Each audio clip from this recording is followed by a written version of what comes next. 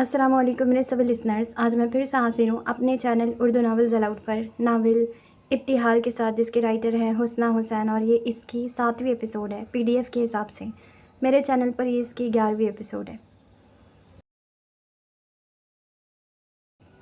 وہ بتوں نے ڈالے ہیں وسوسے کہ دلوں سے خوف خدا گیا، وہ پڑی ہیں روز قیامتیں کہ خیال روز جزا گیا، جو نفس تھا خار گلو بنا، جو اٹھے تھے ہاتھ لہو ہوئے، وہ نشاط آہ سحر گئی، وہ وقار دست دعا گیا، نہ وہ رنگ فصل بہار کا، نہ روش وہ ابر بہار کی، جس ادا سے یار تھے آشنا، وہ مزاج باد صبا گیا، جو طلب پہ عہد وفا کیا تو وہ آب روئے وفا گئی، سر عام جب ہوئے مدعی تو ثواب صدق و صفا گیا۔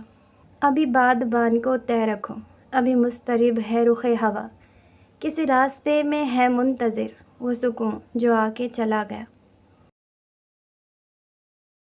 عصمت بیگم صدمے سے گنگ ساکت کھڑی تھی، ان کا دماغ معاف ہو چکا تھا، بے یقین آنکھیں شموں سے ہوتی ہوئی سمرا پر ٹھہر گئی تھی۔ سمرا کا چہرہ سفید پڑ چکا تھا، وہ نفی میں سر ہلانے لگی تھی۔ کامران ساکت کھڑے تھے، کسی کو بھی اس ہونے والی سچویشن کی نہ سمجھ میں آ رہی تھی، نہ شموں کی بات پر یقین آ رہا تھا۔ یہ جھوٹ ہے، الزام ہے مجھ پر، سمرا بول پڑی۔ اس نے شموں کا گلا دبوچ لیا۔ سائمہ اور شگو نے بمشکل اس کی جان خلاصی کروائی، وہ تھر تھر کانپتی روتی جا رہی تھی۔ عصمت بیگم نے کڑی نگاہوں سے ابتحال کو دیکھا، وہ ننگے پیر لان میں کھڑی تھی، اس کا سر اٹھا ہوا تھا، سرخ متورم آنکھوں میں فاتحانہ چمک ٹھہری تھی، جس نے عصمت بیگم کو جلتی ہوئی آگ میں لا کھڑا کیا۔ زیور یہاں چھپا ہے، یہ بات تمہیں کیسے پتہ؟ اپنے غصے پر قابو پاتے انہوں نے چالاکی و مکاری سے اپنی بات کا رخ اس کی طرف موڑ دیا۔ جب شمو چھپا رہی تھی تب دیکھ لیا تھا۔ عصمت بیگم کے عقب میں دروازے کے پاس کھڑی میرال کا چہرہ تاریک ہو گیا۔ تم شمو کے ساتھ ملی ہوئی ہو؟ عصمت بیگم شدید طیش کے عالم میں زینہ اتر کر اس کے پاس آ گئی۔ بہت اچھے سے جانتی ہوں میں تمہیں، یہ تمہاری حرکت ہے۔ حقیقت کو اپنی مرضی کا رخ دیتے انہوں نے اپنے حساب کی کہانی چن لی۔ بالکل یہی بات خالہ، یہ دونوں ملی ہوئی ہیں، انہوں نے مجھے پھنسانے کے لیے یہ سب کیا ہے، سمرا نے شور ڈال دیا۔ نانا بیگم صاحبہ، میں نے شمو نے کچھ کہنا چاہا، مگر عصمت بیگم کی کاٹدار آواز نے اسے خاموش کروا دیا۔ ایک بار پھر وہ ابتحال کی طرف متوجہ ہوئیں۔ ان کے سامنے کوئی 14 سال کی بچی نہیں کھڑی تھی۔ اب تم میرے بچوں میں پھوٹ ڈالو گی؟ ان کا لہجہ زہریلا تھا۔ جو کام سمرا چچی کا ہے وہ میں کیوں کروں؟ بکواس بند کرو، سمرا چیخ پڑی۔ میں نے ایسا کچھ نہیں کیا، یہ تمہارا پلان ہے، شمو کو اپنے ساتھ لا کر تم مجھے چور بنا رہی ہو، بہت خراب اور مکار لڑکی ہو، یہ سب تمہارا کیا دھرا ہے؟ تمہاری ماما کو کیا ہو گیا درے؟ اپنی گردن دائیں طرف کو جھکاتے اس نے درے فشا کو مخاطب کیا۔ الزام ان پر شمو نے لگایا ہے اور سنا یہ مجھے نہیں ہے، کیونکہ شمو کے پیچھے تم ہو۔ سمرا نے مشتعل ہو کر اسے پیچھے دھکیلا۔ ابتحال ذرا سا لڑک کر سنبھل گئی۔ مگر شمو تو کچھ اور کہہ رہی ہے۔ اس کا لہجہ انتہا کا مضبوط تھا، مگر آنکھوں میں ہلکی سی نمی تھی۔ وہ تنہا کھڑی تھی، میرال اس کے آس پاس کہیں نہیں تھی، وہ اسی ہجوم کا حصہ تھی جو اس کا تماشا دیکھ رہے تھے۔ یہ جنگ اس کی نہیں تھی اور اسے پھر بھی لڑنا پڑ رہی تھی۔ سب کو لڑوا کر رکھ دیا ہے، شیطان ہو تم، شیطان! سمرا پاگل ہو رہی تھی۔ میں شیطان ہوتی تو جو زیور گملے کے نیچے سے ملا ہے وہ آپ کے کمرے سے ملتا۔ سمرا کا چہرہ سرخ پڑ گیا، تایا فہیم کے تاثرات پتھریلے ہو گئے۔ تم پھنس چکی ہو نا، اسی لیے بکواس کر رہی ہو۔ سمرا کی عقل اور جذبات غصے میں خبت ہو چکے تھے۔ اور جو زیورات کے ڈبے میرے ٹرنک سے ملے وہ بھی میں نے خود رکھے؟ اس کے سوال پر سب ایک دم سے لاجواب ہوئے۔ سمرا کا بس نہیں چل رہا تھا وہ اسے کچا چبا لے۔ فرض کریں کہ میں اور شمو ملے ہوئے ہیں تو کیا میں نے شمو سے کہا کہ کپڑے پھاڑ دو، زیور چرا کر گملے کے نیچے دبا دو اور میرے کمرے میں ڈبے رکھو تاکہ عصمت بیگم کا شک مجھ پر آ جائے اور وہ آ کر مجھے پیٹ ڈالیں؟ لان میں سناٹا چھا گیا۔ باوجود کوشش کے بھی عصمت بیگم اپنے منہ سے ایک لفظ نہ نکال پائیں۔ زیور کہاں رکھا ہے یہ تمہیں کیسے پتہ؟ تمام صورتحال کا جائزہ لیتے ہوئے دلربا نے نکتہ اٹھایا۔ اگر تم اس کے ساتھ نہیں ملی ہوئی تھی تو تمہیں اتنی باریک بینی سے یہ بات کیسے پتہ ہے؟ کہا تو ہے، اس نے دلربا کی آنکھوں میں آنکھیں ڈالی۔ میں نے اسے رکھتے ہوئے دیکھا تھا۔ جب دیکھ لیا تھا تو بتایا کیوں نہیں؟ انوشا کے سوال پر عظمیٰ تائی نے بے اختیار ابتحال کو دیکھا۔ ابتحال کی مٹھیاں سختی سے بھینچ گئی، اس کی دھڑکن ایک دم سے تیز ہو چکی تھی۔ دیکھا، سمرا کو چڑھائی کا موقع مل گیا۔ جھوٹ پر جھوٹ بولے جا رہی ہے، یہ سارا ڈرامہ اس کا ہے۔ دروازے کے پاس کھڑی میرال اسون کا دماغ معاف ہونے لگا۔ اس کے ذہن میں بیک وقت کئی خیال چل رہے تھے، بھولی بسری کئی یادیں تازہ ہو رہی تھی۔ اس کے اندر ایک شور مچا ہوا تھا، وہ شور اس کی سماعتوں پر بھاری پڑ رہا تھا۔ اس نے سر اٹھایا تو نگاہیں بھٹکتی ہوئی ابتہال کے چہرے پر جا ٹھہری۔ اس کی آنکھوں میں نمی تھی، درد تھا، کرب تھا، بے بسی تھی۔ اس کے دل کو جیسے کسی نے مٹھی میں جکڑ لیا۔ انوشا کو راستے سے ہٹاتی دو زینے اتر کر وہ فوراً ابتہال کے پاس آ گئی۔ بہت ہو گیا، اب بس کر دیں۔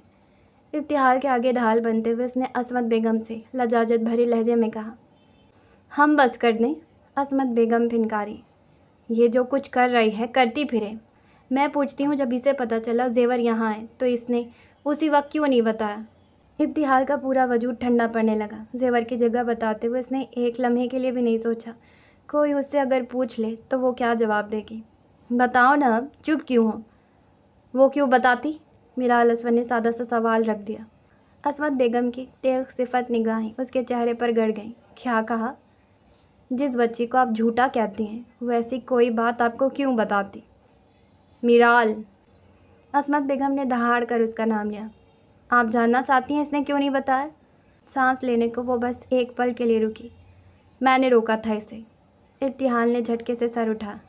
میں نے اسے کہا، ہو سکتا ہے شمو مٹی برابر کر رہی ہو سکتا ہے وہ اپنی کوئی قیمتی چیز چھپا رہی ہو، اس لیے تم چپ رہو، اور وہ چپ رہی۔ ہمت پکڑ کر لفظوں کو جوڑ کر جو اس کے ذہن میں آیا اس نے بول دیا۔ ابتہال پھٹی پھٹی نگاہوں سے میرال کو دیکھنے لگی۔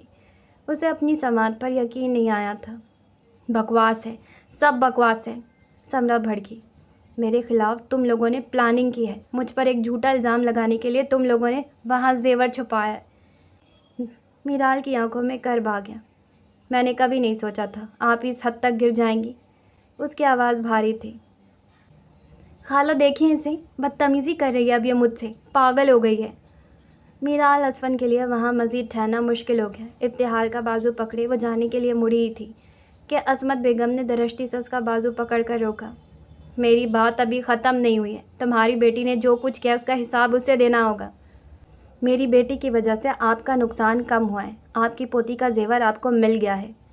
عصمت بیگم ایک لمحے کے لیے سن ہوئی۔ غالباً ان کے گمان میں یہ نہ تھا میرال اسون انہیں ایسا کوئی جواب دے گی۔ بس کر دیں اماں۔ تایا فہیم سامنے آ گئے۔ انہوں نے عصمت بیگم کی گرفت میں میرال کا بازو چھڑا لیا۔ فہیم!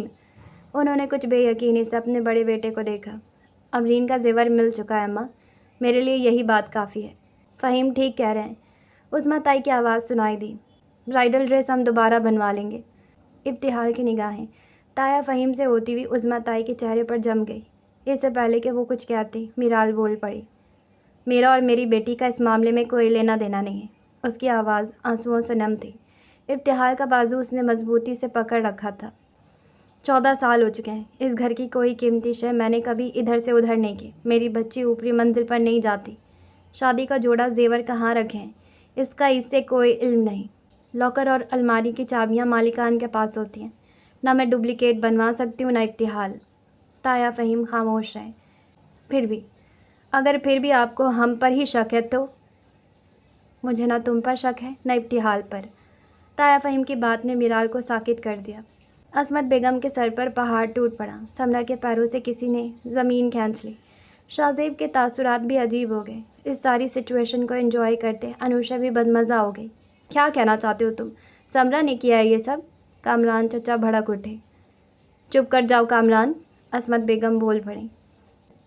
میں کیوں چپ کروں؟ ان دونوں کو فہیم بھائی کلین چٹ دے کر میری بیوی کو قصوروار بنا رہے ہیں۔ میں اندھا نہیں ہوں کامران۔ تایا کی آواز بلند ہوئی۔ اس گھر میں جو کچھ ہو رہا ہے وہ مجھے بھی نظر آتا ہے۔ درار وہی جو پڑ چکی تھی۔ عصمت بیگم کے سامنے شک و بدگمانی کی لکیر دونوں بھائیوں کے دل میں ڈل گئی۔ میں اس معاملے کو یہیں ختم کر رہا ہوں۔ امرین کی شادی سر پر ہے اور میں کوئی بدمزگی نہیں چاہتا، اس لیے، صرف اس لیے لحاظ کر رہا ہوں۔ ان کی نگاہیں سمرا پر جمی تھیں۔ ابتہال کو ساتھ لیے میرال اسی وقت وہاں سے چلی گئی۔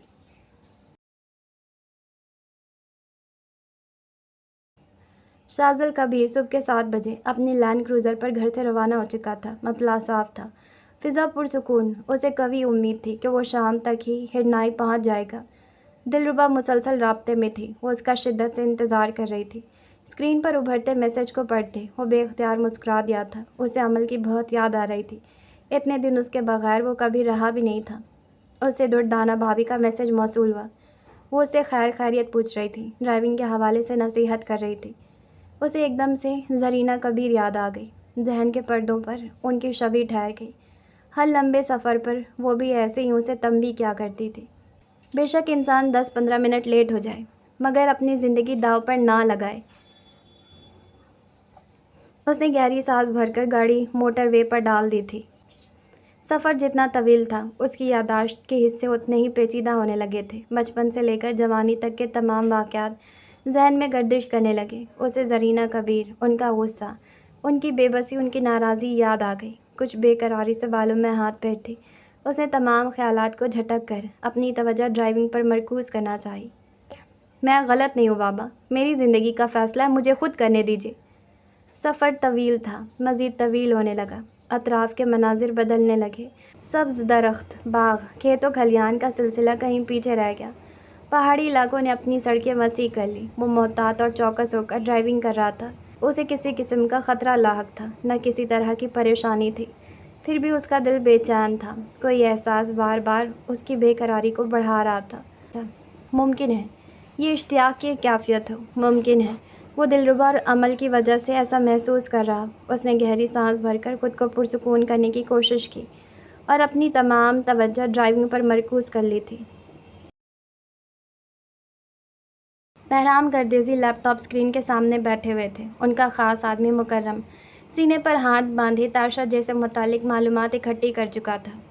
बताता जा रहा था। सोशल मीडिया पर वो सिर्फ इंस्टाग्राम पर एक्टिव थी, जहां उसकी फॉलोइंग 9 लाख के करीब पहुंच चुकी थी। कौन है, कहां से, किस शहर से? साहब, यही तो मसला है। उसके मुतालिक कोई मालूमात मौजूद नहीं, न नाम है न तस्वीर है। उसके इंटरव्यूज़ चेक करो। उसने आज तक किसी को इंटरव्यू नहीं दिया। बहराम गर्देजी ने गहरी सांस भरकर अपनी पेशानी मसली। उनके सामने ताशा जे के बेस्ट नावल्स की लिस्ट खुली पड़ी थी। इंस्टाग्राम प्रोफाइल पर सजी तस्वीर का वो नज़ारा कर चुके थे। जालीदार सितानों में मुकीद हाथों के सिवा कहीं पर भी कोई झलक न थी। मुकर्रम हर तरह से जांच पड़ताल कर चुका था, मगर राज वहीं का वहीं। क्या तैमूर की कोई चाल है? बहराम गर्देजी के दिमाग में झमाका सा हुआ। वो अपनी जगह से उठकर खिड़कियों के सामने जा खड़े हुए। ताशा जे का राइटिंग करियर 15 सालों पर मुहित था। सारा गर्देजी ने वो घर कर अंदाजी में जीता था। उसका नाम पहले नंबर पर आया था। उसकी किस्मत थी, मगर किस्मत गर्देजी हाउस का पूरा खाका उनके सामने ले आएगी, ये किसी तौर इत्तफाक नहीं हो सकता था। जिसने भी ये तोहफ़ा भेजा था वो उन्हें अच्छी तरह से जानता था, और तैमूर के सिवा और कोई उन्हें जान ही नहीं सकता था। गुस्से से बहराम गर्देजी की रगें उभर आईं। ये ख्याल उन्हें पहले क्यों ना आया? वो क्यों अपने तमाम दुश्मनों की फहरिस्त से अपनी सगी औलाद को नज़रअंदाज कर बैठे? आंखों में गज़ब लिए वो मुकर्रम की तरफ मुड़े। घर की सिक्योरिटी बढ़ा दो, सारा की हिफाजत अब तुम्हारे ज़िम्मे है। जो हुक्म साहब। मुझे आज ही तैमूर से मिलना है, अपने इरादों से आगाह करते वो उठकर बाहर चले गए। ड्राइवर ने फ़ौरन से गाड़ी स्टार्ट कर दी। अगबी नशिस्त पर विराजमान बहराम गर्देजी के तासुरात तूफ़ानी हो रहे थे। मीराल ने कमरे में दाखिल होते ही अलमारी खोली। उसने इब्तिहाल के चंद सूट, दुपट्टा, शॉल निकाल कर शॉपर भरा।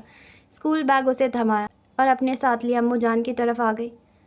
अमरीन की शादी तक ये यहीं रुकेगी, फिर मैं इसे ले जाऊंगी। इब्तिहाल के तासुरात हुनूस सपाट थे। वो दरवाजे के पास खड़ी उसे देखती रही थी। अम्मू जान को जाने उसने क्या बताया। वो सुनते हुए तासिफ से सर हिलाती रहीं। फिर वो उठकर जाने लगी तो उसके पास बाहर कुछ देर के लिए रुक गई। इन्हें परेशान मत करना, और मौसम भी कुछ ठीक नहीं है, इसलिए घूमने फिरने मत जाना। इब्तिहाल चुप रही, सर उठा रहा। निगाहें मीराल के चेहरे पर जमी रहीं। क्यों कर रही हैं ये सब? वो जाने लगी तो इब्तिहाल ने तेज़ी से कहा, क्या कर रही हूँ?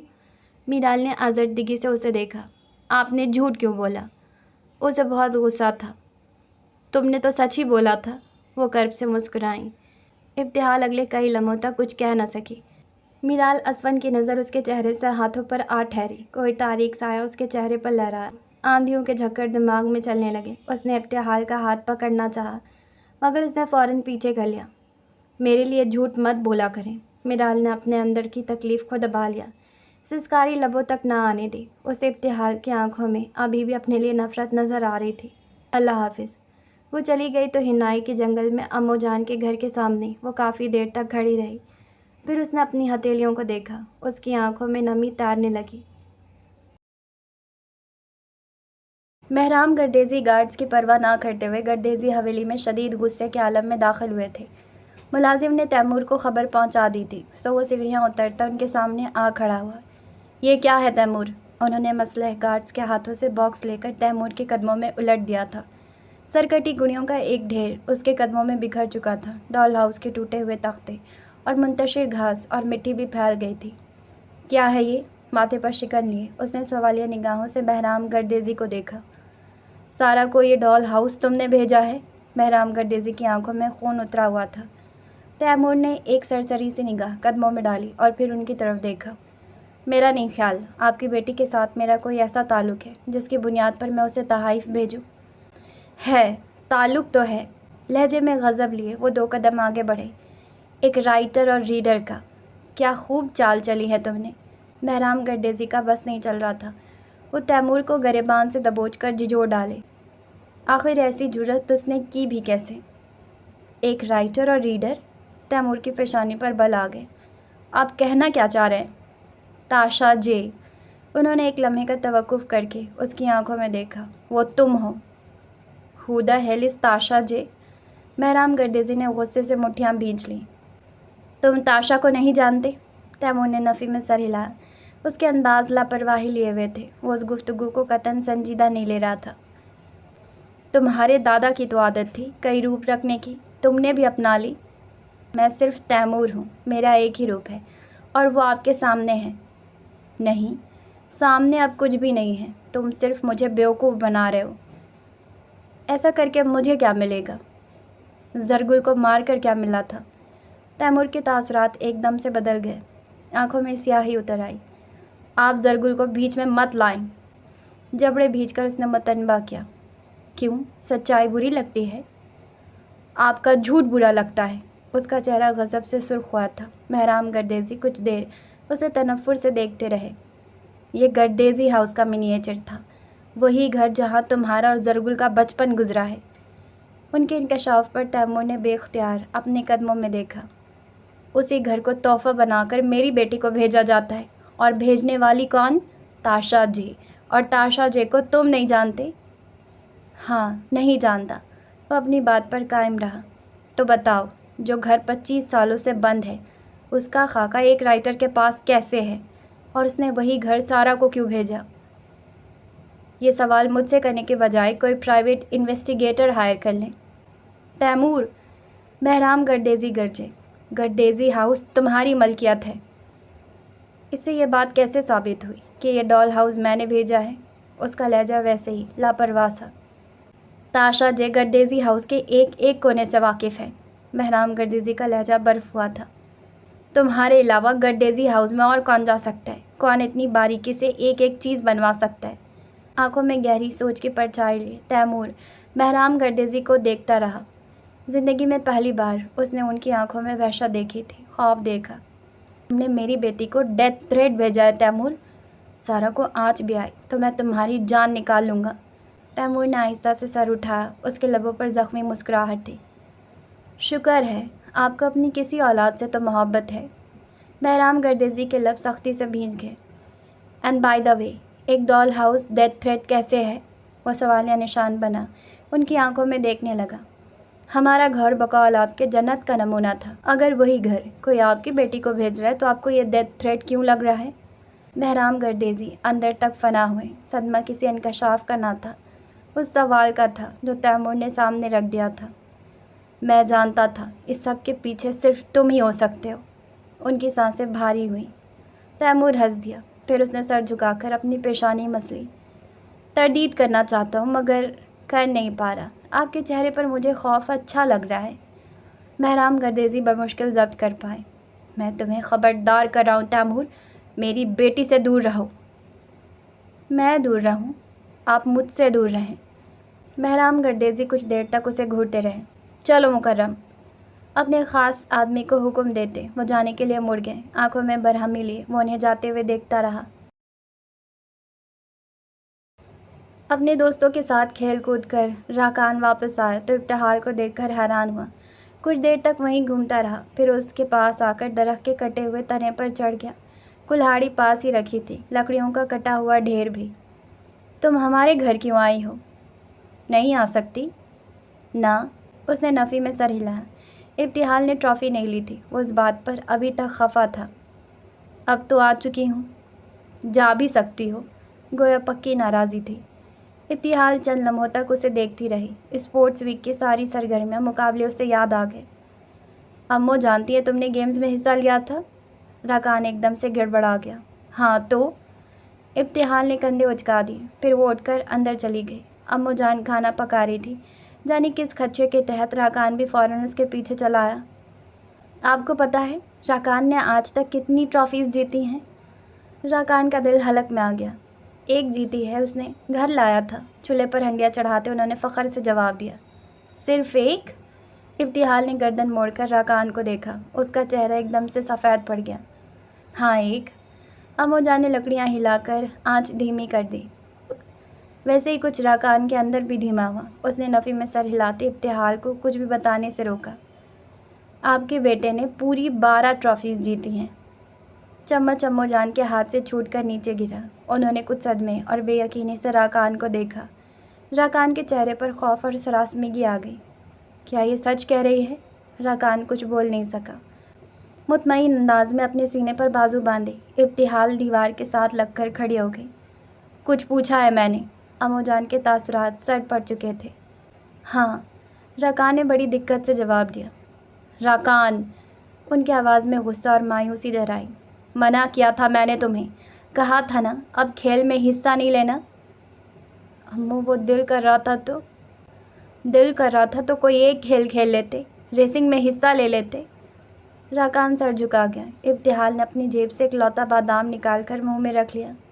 ایک اور بات بھی ہے، اسے کتنی بار ٹیچرز نے کہا ہے کلاس روم میں دروازے سے آ جایا کرو، اور یہ کھڑکیاں پھلانگتا ہے امو، درخت پر چڑھ کر اندر جاتا ہے، درخت سے نیچے آتا ہے۔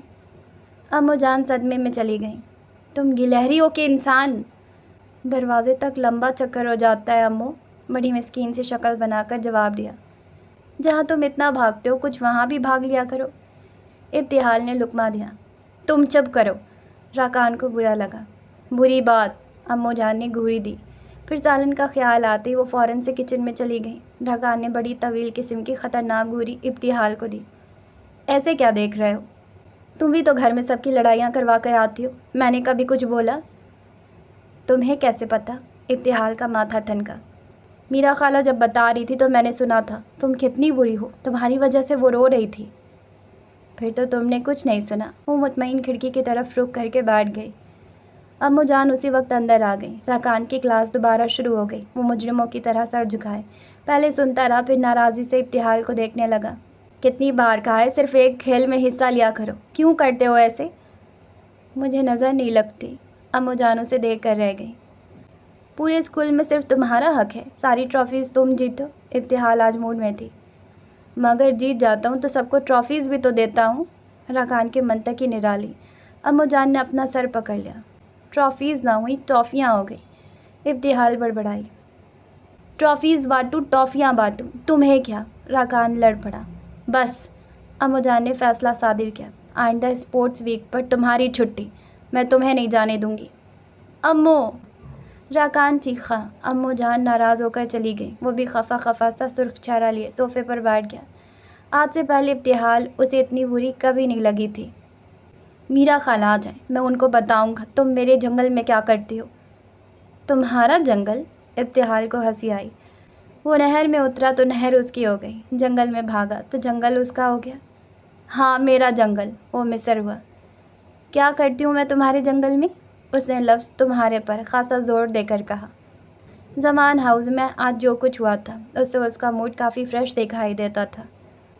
تم میرے جنگل کو ڈسٹرب کرتی ہو، میرے دوستوں کو پریشان کرتی ہو۔ صفحے پلٹتی ابتحال کی حرکت ایک پل میں تھم گئی۔ اس نے چونک کر سر اٹھایا۔ آنکھوں میں غصہ لیے راکان سیڑھیاں چڑھتا اوپر چلا گیا۔ दरवाजे पर बिना दस्तक दिए असमत बेगम अंदर आ गई थी। मीराल दीवार के साथ टेक लगाए बिस्तर पर खामोश बैठी थी। आंखें रोने के बाइस मतवरम थी, चेहरा जर्द लग रहा था। उनके अदब व एहतराम में वो हमेशा की तरह बिस्तर से उठ खड़ी हुई। आंखों में खून की सुर्खी लिए असमत बेगम कुछ देर तक उसे देखती रही और बाहिर शक को दरवाजे के साथ लगकर खड़ी हो गई। आपको कोई काम था मुझसे? मीराल के लब हिले। असमत बेगम के चेहरे पर कहर ठहरा, लब सख्ती से भींचे रहे। मीराल अजीब कैफियत से दो चार हुई। तुम दोनों की वजह से आज मेरे बेटों की लड़ाई हुई है। मीराल की निगाहें एक पल के लिए झुकी।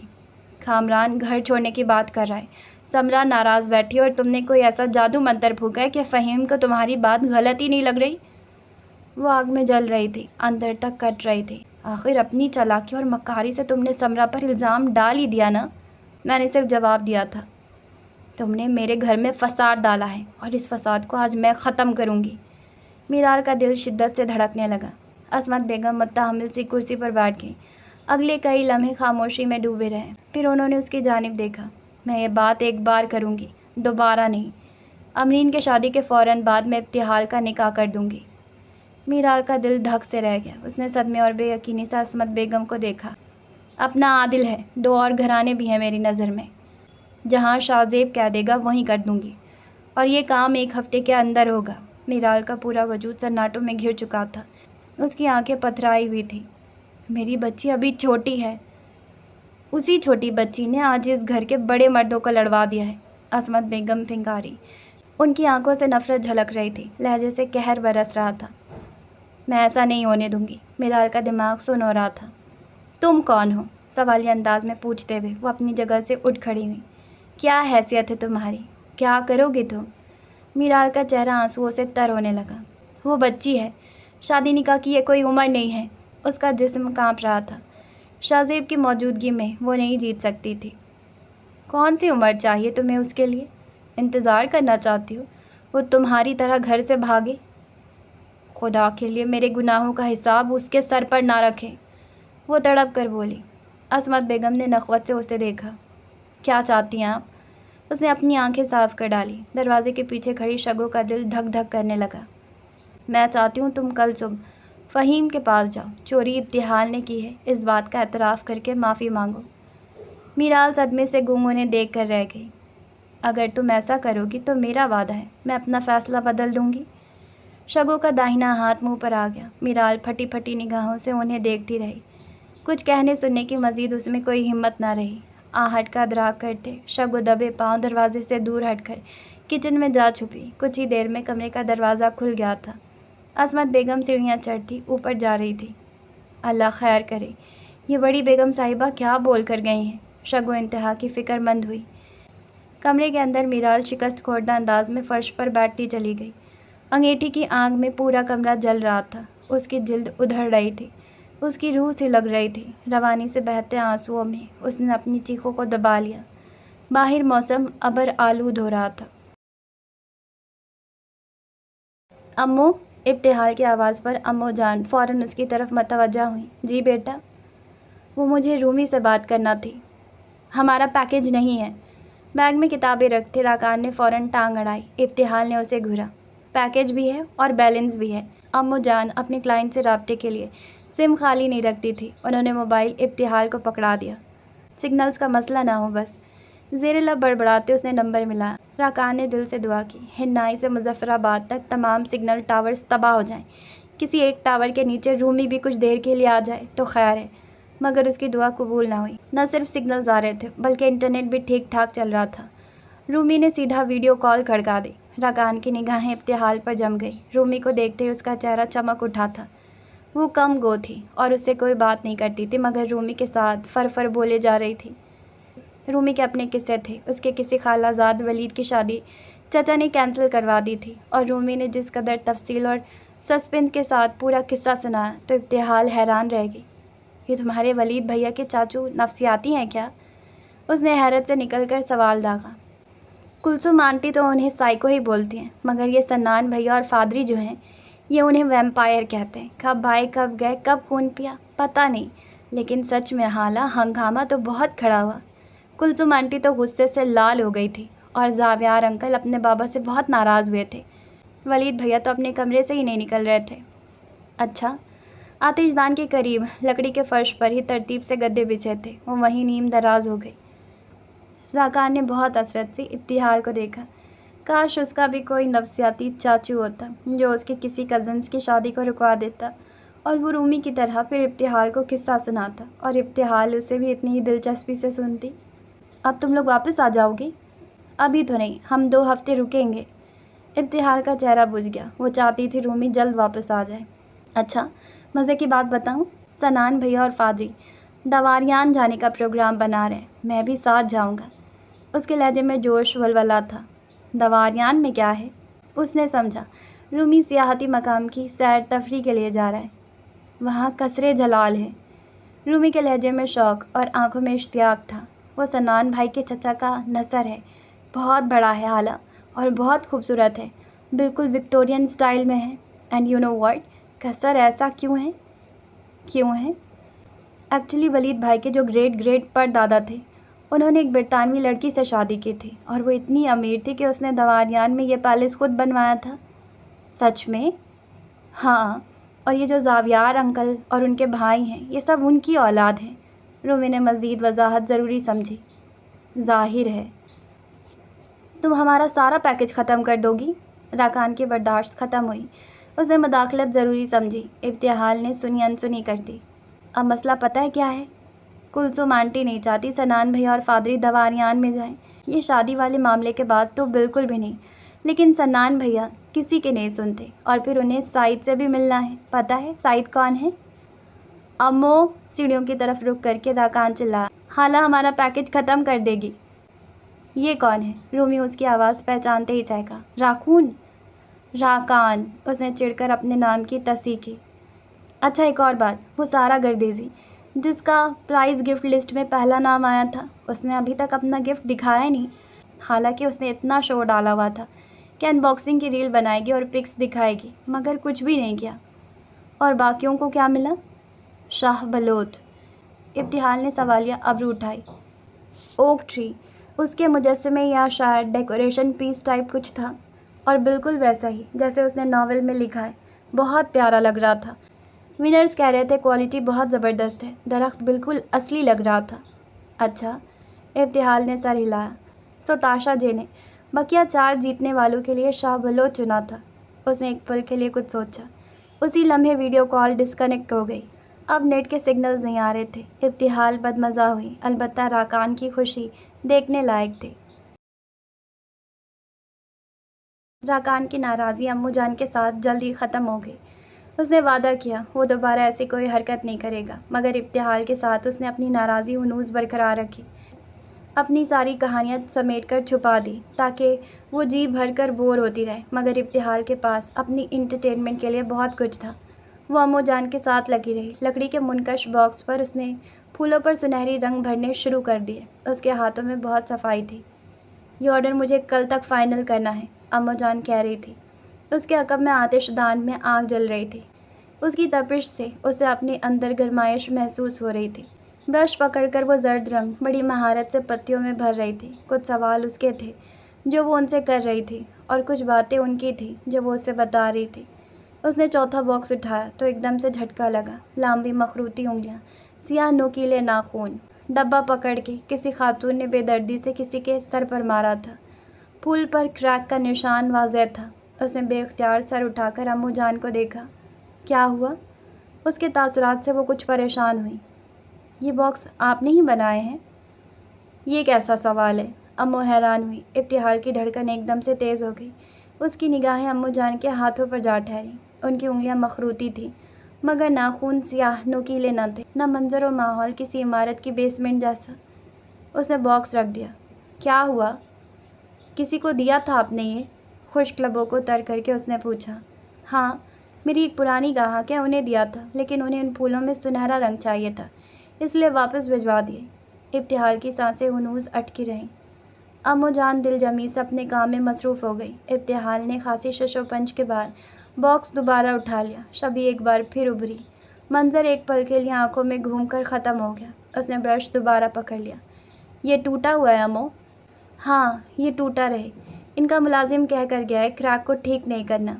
ابتحال نے ان کی بات غور سے سنی، پھر زرد رنگ میں برش ڈبو کر پھر سے رنگ بھرنے لگی۔ اس تمام کارروائی میں بور ہوتا راکان کھڑکی کے ساتھ لگ کر بیٹھ گیا۔ شیشے پر اپنی سانسوں سے بھاپ بناتے وہ اس پر لفظ لکھنے لگا۔ ایسے ہی ایک بھاپ شیشے کے اس پار بھی بن رہی تھی۔ شیشے کے میز پر دھری مطلوبہ فائل کے صفحات الٹتے ہی خاتون نے سر اٹھا کر اسکرین پر دیکھا۔ کمرے کی تمام دیواریں اور فرش تاریک تھا، ماں سوائے اس گلاس ٹیبل کے جہاں وہ بیٹھی ہوئی تھی۔ اسکرین پر ریکارڈڈ ویڈیوز باترتیب چل رہی تھی۔ کیمرے کا فوکس ایک ہی بچے پر تھا جو ایک کے بعد ایک مقابلہ جیت رہا تھا۔ اس کی رفتار خاصی متاثر کن تھی، کانفیڈنس کمال کا تھا۔ وہ بے خوفی سے ہر کھیل میں حصہ لے رہا تھا۔ نام راکان، عمر 9 سال۔ اسکرین پر دوسری ویڈیو چلنے لگی۔ اب اس بچے کی تمام حرکات سلو موشن میں دکھائی جا رہی تھی۔ ریسنگ ٹریک پر اس کے قدم غیر معمولی توازن سے پڑ رہے تھے۔ ہر موڑ پر اس کے جسم پھرتی سے رخ بدل رہا تھا۔ ریئیکشن ٹائم کتنا ہے؟ ایوریج بچوں سے تقریباً 40% بہتر۔ ایئر پیس میں ابھرتی مردانہ آواز اس نے انتہائی دلچسپی سے سنی۔ Very impressive. اس نے فائل کے ایک صفحے پر تیزی سے کچھ تحریر کیا۔ اس کی فیملی میں کتنے لوگ ہیں؟ ایک ماں ہے۔ ساتھ ہی اس نے کچھ تفصیلات سے آگاہ کیا، جسے سنتے ہی خاتون کے لبوں پر پر اسرار مسکراہٹ آ گئی۔ یہ تو پرفیکٹ کیس ہے۔ آفس چیئر کے ساتھ پش ٹکائے اس نے ایک بار پھر اسکرین پر ابھرتے راکان کے چہرے کو دیکھا۔ اس آنکھوں میں شرارت تھی، چہرے پر معصومیت کے رنگ تھے۔ اسکرین پر اسکول کی CCTV کیمرے کی ریکارڈنگ کی گئی ویڈیو چلنے لگی، جس میں راکان کمال مہارت سے شابلوت پر چڑھتا ہوا کھڑکی کے اندر کودا تھا۔ اور یہ صرف ایک ویڈیو نہیں تھی۔ جب سے اس کا کلاس روم تبدیل ہوا تھا تب سے وہ اسی طرح اپنی کلاس میں انٹری دیتا تھا۔ میرے خیال سے اس کیس میں ہمیں فوراً پلان B کی طرف جانا چاہیے۔ نہیں، خاتون نے منع کر دیا، ہم جلد بازی نہیں کریں گے۔ ہماری طرف سے پہلے آفر جائے گی۔ اوکے، مجھے اس بچے کے بلڈ سیمپل چاہیے۔ آپ کو جلد مل جائیں گے۔ خاتون نے فائل بند کر دی۔ شیشے کی سیاہ تاریک دیواروں پر نگاہ دوڑاتے وہ اپنی جگہ سے اٹھ کھڑی ہوئی۔ کچھ ہی دیر میں وہ کمرہ خالی ہو چکا تھا۔ اسکرین ہنوز روشن تھی، جس کے اوپر سرمئی حرف میں دارا لکھا ہوا تھا اور نیچے راکان کا مسکراتا چہرہ نظر آ رہا تھا۔ ابتحال نے کروٹ بدلی تو راکان کا چہرہ سامنے آ گیا۔ وہ اپنے بستر پر اس کی طرف رخ کیے گہری نیند سویا ہوا تھا۔ آتش دان کی آگ اس کے چہرے پر چمک رہی تھی۔ انہی کیپ سر پر نہیں تھی تو گھنے بال پیشانی سے ہٹے ہوئے تھے۔ ماتھے پر زخم کا نشان نظر آ رہا تھا۔ یہ نشان اس کے بالوں میں ہمیشہ چھپا رہتا تھا۔ اس نے ہاتھ بڑھا کر اس کی پیشانی کو چھونا چاہا، مگر پھر رک گئی۔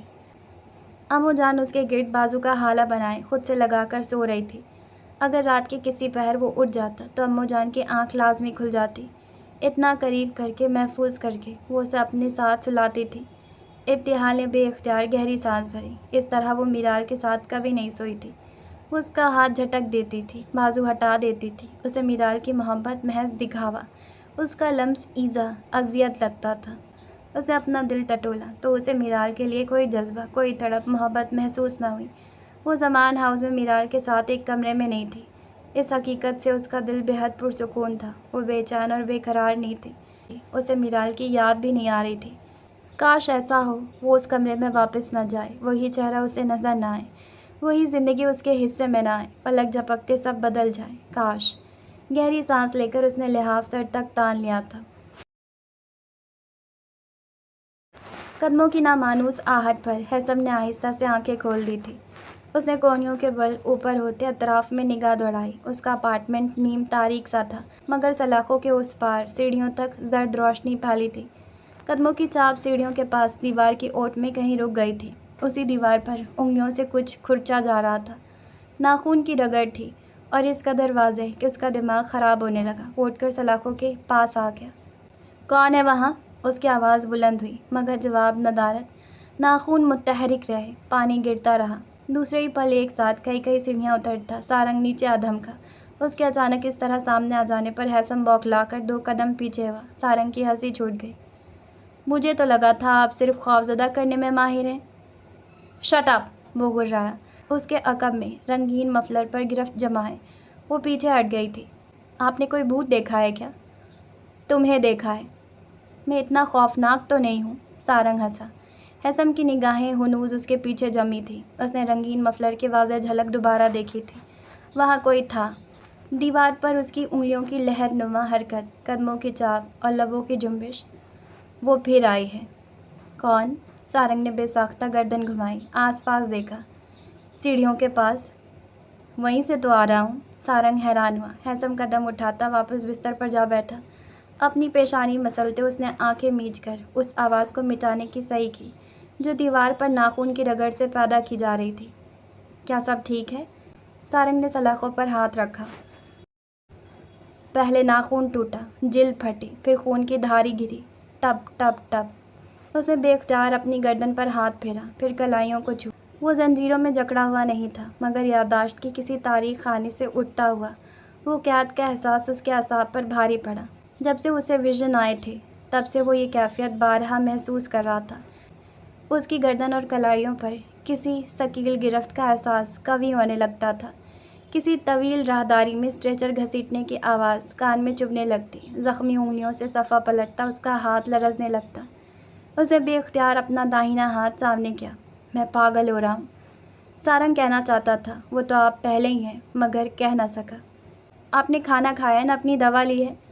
سارنگ کو یاد آیا وہ کسی کام سے آیا تھا۔ نہ تمہارا مالک آیا ہے نہ اس نے کوئی پیغام بھیجا ہے۔ حسم کو بھی یاد آیا اس نے بھوک ہڑتال کس لیے کی تھی۔ سارنگ نے بے اختیار ایک لمبی سانس لی۔ مالک آج مصروف ہیں، کل ملاقات کر لیں گے۔ بات آج رات کی ہوئی تھی۔ ہاں ہوئی تو تھی، لیکن وہ نہیں آ سکتے۔ سارنگ کرسی گھسیٹ کر بیٹھ گیا۔ سیڑھیوں پر ایک بار پھر چاپ ابھری۔ حسم نے بے اختیار سامنے دیکھا۔ سیڑھیوں کی بتیاں جلنے بجھنے لگیں۔ دیوار کی اوٹ سے رنگین مفلر دوبارہ نظر آنے لگا۔ حسم وہیں دیکھتا رہا۔ آسمان کی وسعتوں پر موسم کا تغیر نظر آنے لگا۔ مشرق سے اٹھتے سرمئی بادل ہر جانب پھیلنے لگے۔ زیارت کے مقام پر اس کی گاڑی قدیمی صنوبر کے جنگلات سے فراٹے بھرتی گزر رہی تھی۔ جو وقت گزرتا جا رہا تھا دھند بڑھتی جا رہی تھی۔ زیارت سے ہرنائی کی طرف اترتے اس کا سفر شدید طوفانی بارشوں کے زرد میں آ گیا۔ پہاڑوں سے لپٹی ہوئی دھند میں نگاہ چند گز تک محدود ہو چکی تھی۔ اس نے رفتار نہ صرف کم کر لی بلکہ مگر پہلے سے زیادہ محتاط ہو کر ڈرائیونگ کرنے لگا۔ اس کا موبائل مسلسل بج رہا تھا۔ دلربا میسج بھیج رہی تھی۔ اس کے پاس لائیو لوکیشن موجود تھی اور وہ خراب موسم کے باعث اس کے لیے فکر مند ہو رہی تھی۔ وہ چاہتی تھی شاذل گاڑی روک کر بارش رکنے کا انتظار کر لے۔ ہرنائی شاہراہ کی ایک جانب بلند کٹے ہوئے سنگلاخ چٹان اور دوسری جانب مسلسل ڈھلوان تھا۔ تیز موڑ اور گہری کھائیاں جن کے نیچے بارشوں سے ابلتا ہوا پہاڑی نالا پتھروں سے ٹکراتا شور مچا رہا تھا۔ دلربا نے دوبارہ کال کی۔ خراب موسم ہے، گاڑی روک دو۔ وہ ناخن کو کترتی اپنے کمرے میں مضطرب سی ٹہل رہی تھی۔ کیا ہو گیا دلربا؟ راستہ مشکل ہے لیکن اتنا بھی نہیں کہ گاڑی یہیں روک دوں۔ بہت تیز بارش ہو رہی ہے۔ یہ بھی آپ کا ہی فرمان تھا کہ آج کے ہی دن آؤں۔ مجھے موسم کا علم ہوتا تو نہ کہتی۔ صفائی سے جھوٹ بولتے۔ اس نے بند دروازے کو دیکھا۔ اس کے تاثرات میں سرد مہری آ چکی تھی۔ دوسرے موبائل پر فیضان نے میسج بھیجا تھا۔ وہ چاہتا تھا شاذل کی گاڑی وہیں کہیں روک دے۔ دلربا نے ایک گہری سانس بھری۔ شاذل، مجھے تم سے کچھ کہنا ہے۔ کیا کہنا ہے؟ دلربا نے منتشر خیالات کو یکجا کر لیا۔ تم گاڑی روک کر میری بات سنو۔ میں ایسے بھی سن سکتا ہوں۔ شاذل، اس کی آواز کٹنے لگی۔ کال ڈسکنیکٹ ہو گئی۔ شاذل نے دوبارہ کال کی مگر سگنلز نہیں تھے۔ اس نے کچھ محتاط ہو کر گاڑی کی رفتار قدرے کم کر دی۔ ڈیش بورڈ پر نیویگیشن اسکرین روشن ہوئی۔ ہرنائی محض 12 کلومیٹر کی دوری پر تھا۔ مسلسل کئی گھنٹوں سے اس کے تعاقب میں دوڑتی لینڈ کروزر کی ہیڈ لائٹس اندھیرے میں روشن ہوئیں۔ مقام کا تعین کرتے ایکسیلریٹر پر دباؤ بڑھا دیا گیا۔ انجن گرجا۔ لینڈ کروزر تیزی سے اس کے قریب آنے لگی۔ سامنے ایک خطرناک موڑ تھا جس کے ساتھ حفاظتی اسٹیل ریلنگ لگائی گئی تھی۔ شاذل نے احتیاط سے اسٹیئرنگ موڑا اور عین اسی لمحے گاڑی کو پیچھے سے زوردار ٹکر لگی۔ شاذل بھونچکا رہ گیا۔ گاڑی بری طرح سے ہل گئی۔ اس کے ہاتھوں سے اسٹیئرنگ پھسلتے پھسلتے بچا۔ دوسری ٹکر پہلے سے زیادہ شدید ہوئی۔ اس نے اپنے حواس یکجا کر کے پھرتی سے بے قابو ہوتی گاڑی کو کنٹرول کرنے کی جستجو میں بریک پر پاؤں رکھا۔ اپنی زندگی بچانے کی وہ کوشش اس کی آخری ثابت ہوئی۔ پیچھے سے پڑنے والی تیسری ضرب نے گاڑی کا توازن مکمل بگاڑ دیا۔ شاذل کبیر کا وجود گویا خلا میں معلق ہوا۔ बुलंदियों से गहरी खाइयों के तस्वुर से उसका दिल लरजा, रूह कांपी। पल भर में पूरी जिंदगी उसकी आंखों में घूम गई। नन्ही अमल का चेहरा अरसों में ठहर गया। बुलंदियों से गहरी खाइयों का वहशतनाक मंजर, तूफानी हवाओं की जद में दहाड़ता दरियाई नाले का शोर उसके हवासों पर छा गया। जिंदगी की नहीव सी दौड़ उसकी हथेलियों को लहू रंग करती हाथों से छूटने लगी। उसके कान बंद हो गए, दिमाग माउफ, हर आवाज़ ख़त्म, हर मंजर तारीक हो गया। शकल जैसे एक पल के लिए ख़त्म हो चुकी थी और दूसरे ही लम्हे सीट बेल्ट में जकड़ा उसका वजूद झटका खाकर आगे हुआ। बेल्ट सीने और कंधों में धंस गई, सर खिड़की से टकरा गया। गाड़ी एक बार फिर उलट गई, शीशे टूटकर हज़ारों टुकड़ों में बट गए। धात के मुड़ने की आवाज़ पहाड़ों में गूंज गई। उसके वजूद का दायां हिस्सा दरवाजे से जा लगा। पसलियों में शदीद दर्द उठा, सांस रुकने लगी। उसे लगा वो बस मरने ही वाला है। और उसी लम्हे दूसरे से तीसरे पलटे के दौरान उसका बेल्ट झमाके से टूटा। दरवाज़ा झटके से उखड़कर कब्ज़ों से अलग हुआ। जैकेट और बाजू पर बढ़ती हुई गिरफ्त का एहसास एकदम से शदीद हुआ और उसे खींचकर किसी ने बाहर उछाल दिया। वो ढलवान पर लुढ़कता झाड़ियों, पत्थरों और कीचड़ से टकराता फिसलने लगा। जंगली दरख्तों और झाड़ियों पर उसका जिस्म कहीं नीचे जा गिरा। उसकी गाड़ी चट्टान से टकराकर मजीद उलटती सैकड़ों फीट नीचे गहरी खाइयों में गुम हो गई। चंद लम्हों के बाद बुलंदियों तक बरसाती नाले से खौफनाक धमाके की आवाज़ उभरी। सड़क पर टूटी हुई रेलिंग के पास खड़े दो नफूस नीचे देख रहे थे। शाज़िल गाड़ी के अंदर था। वो मंजर उन्होंने अपनी आंखों से देखा था। ऐसे ख़तरनाक हादसे में उसका बचना किसी तौर भी मुमकिन न था। अब न लाश मिल सकती थी, ना ही गाड़ी। काम हो गया सर। बारिश की बौछार में वो दोनों काफ़ी देर तक किनारे में खड़े रहे। फ्लैश लाइट की तेज़ रोशनी उन्होंने ढलवान पर दौड़ाई। रगड़ के आसार तेज़ बारिश से मिट रहे थे। अब इस हिफाजती रेलिंग का क्या? बारिश, आंधी, तूफान, कोई भी जिम्मेदार हो सकता है, हम नहीं। एक शैतानी से मुस्कुराहट उस हट्टे कट्टे मर्द के चेहरे पर उभरी। कुछ ही देर में वो गाड़ी पर सवार होकर जा चुके थे। हिनाई के पहाड़ों ने जो मंजर देखा वो तेज़ बारिश की धुंध और तारीकों में मिटता जा रहा था।